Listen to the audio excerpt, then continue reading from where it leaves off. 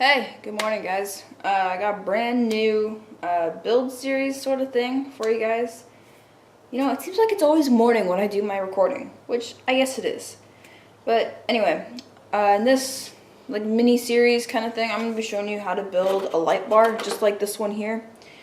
It's very simple. You don't need that much stuff to make it.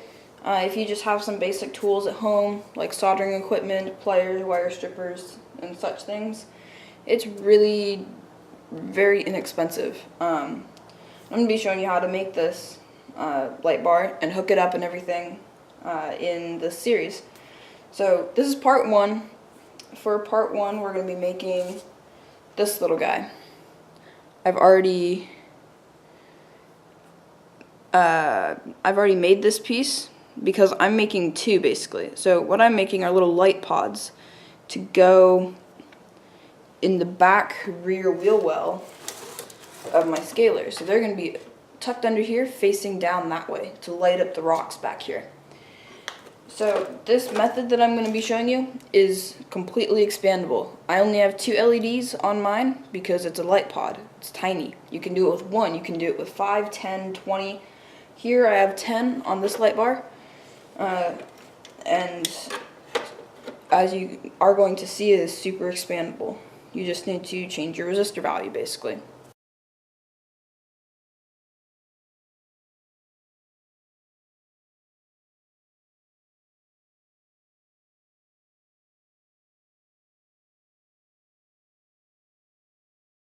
Now, before we start doing anything, there's a formula that you're going to need to know. I'll put it up on the screen here so you can see. And I'll explain it on the screen a little bit. The VS is your supply voltage, and you're subtracting the voltage of the LED that is required over the current of the LED in milliamps.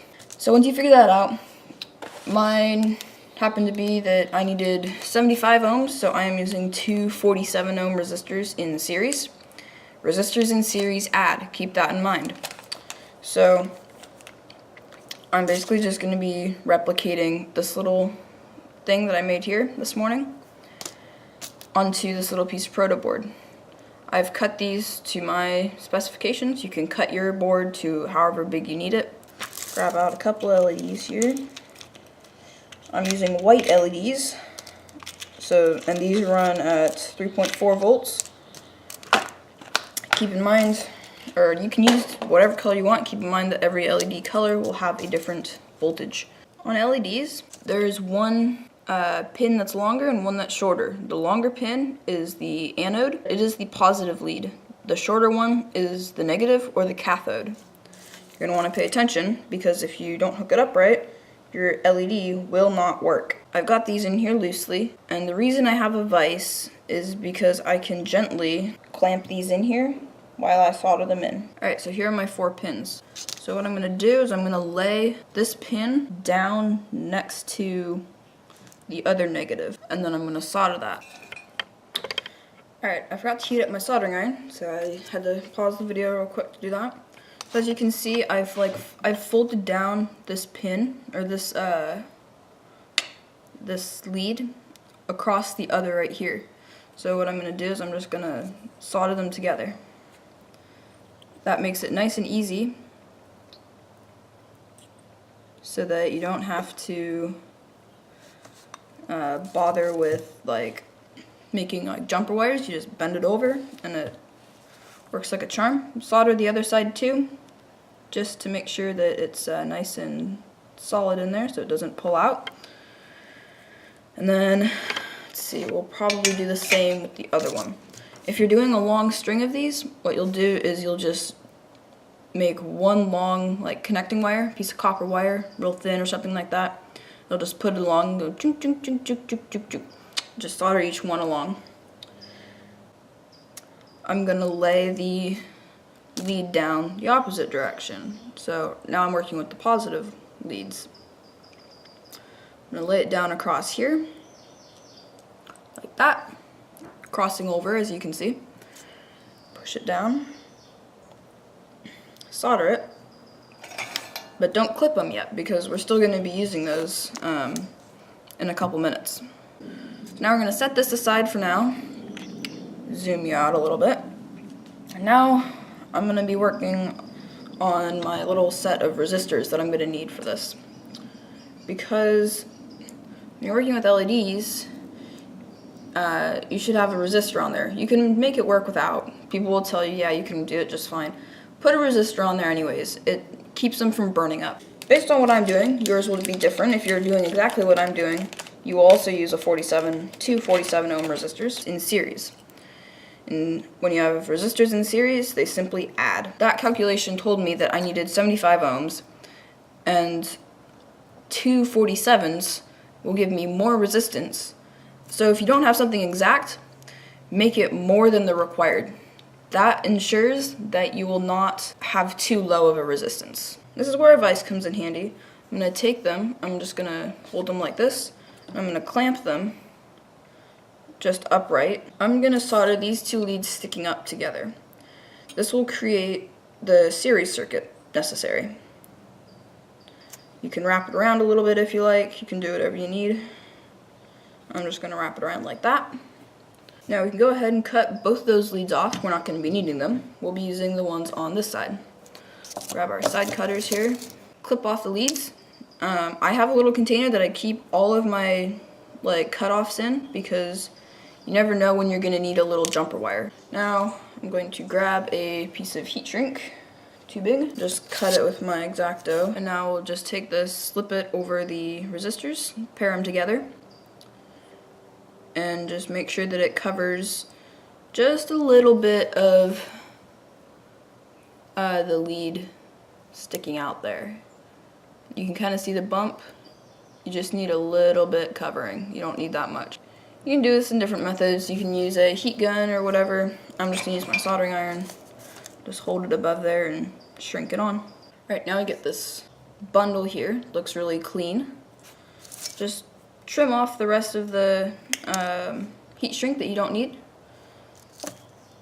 And now with this, what we'll do is bring it over here. Alright, so what I'm going to do is I'm going to put it through these two pins, or these two holes right here, like that. And so now it's going to be on there like that. And then I'm just going to take it and I'm going to just bend it over. I know I've got that all sideways. I'm going to just bend it over so it just lays right next to the LEDs, like that. So now you have a nice little spot for your resistors. You can see it's just bent, the leads are just bent over right there. And now on the underside, we'll solder them up. So again, I'm going to clamp this in my vise to hold it. Your resistors are, for the most part, always going to go on the positive side of what you're doing. I'm not exactly sure why, but it's just kind of a rule of thumb. So this guy right here that's sticking out, this is the lead from our series resistors that we just soldered. I'm just going to take and I'm going to bend that across. And I'm going to solder that. So just get this out of the way while we work on the lead here. I'm going to just peel apart the red and black wires. Grab our wire strippers. Strip off, I don't know, probably 5/16 or 3/8 of an inch of wire, because you're going to want to wrap it around, twist them so that they're bundled up together. Again, simple rule of thumb, if you got stranded wire and you're soldering it, twist it up. Okay, there you go. So I've soldered on the servo lead here, and it can be a little bit tricky to get the stranded wire in there around the correct lead, but based on looking at it, it should be all good. Now that that's pretty much complete, clip off all the extra bits of wire, and I've said this multiple times, save it. It's really such a little thing, sorry about that, such a little thing to do. It's really so helpful in the future though. It's just really spectacular when you can just have lots of little scraps of wire like that. Some people might find it a waste, just like if they have wire that's already good for that, just use that. But for me, I don't have great wire, and plus the resistor wire, which is what I call it, wicks solder like nobody's business, or it really attaches well. Cool, so all cleaned up. You're gonna grab a file from earlier, file down those points so that you can get it real nice and compact into your casing later on. I better test, I'll test this one. We're gonna say that it works because I believe that this works. If it doesn't, then sue me. But anyway, thanks for watching. Hope you guys enjoyed part 1 to my light bar, expandable light bar tutorial video series thing. If you did enjoy it so much as to leave a like, that'd be greatly appreciated. That actually really shows me that you enjoy the content. If you watch it, just please leave a like. That tells me that you are watching and are enjoying it. So yeah, thank you so much for watching, and I will see you in the next episode. Update. It does work. There you go. See you later, guys.